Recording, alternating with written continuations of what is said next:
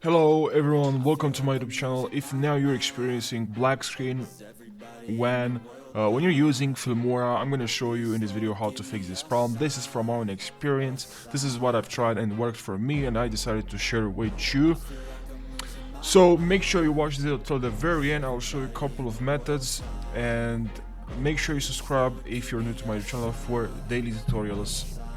I'll try to show you the best methods and methods that I tested myself. So let's jump now in the first method, check for updates. This is the first method and it's very important. So let's open Filmora. Okay, 12. And now new projects. And now here what you have to do, go to help. And then here in help, go to check for update. So this is what we're doing this because the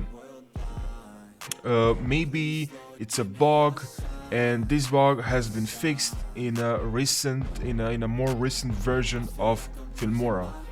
Okay, so that's what we're doing this. Now if you have the latest version, what you have to do, another method, is to go to Filmora.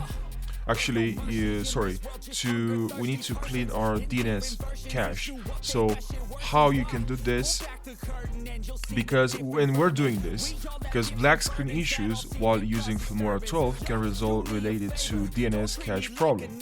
So to fix this, what we have to do,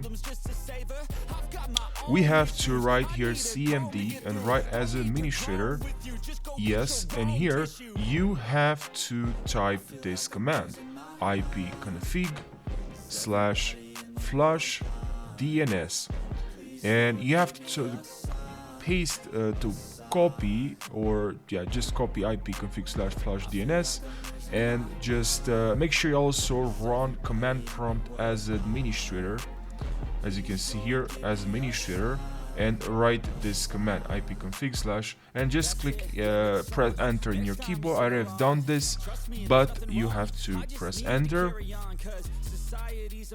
And now there's another problem, another thing that you have to make sure there's no softwares that is conflicting with Filmora and is causing black screen problems. So what I like to do when I'm running this program and any other, usually when I'm working on something, editing, usually what I like to do is just close all the apps that are running in the background, and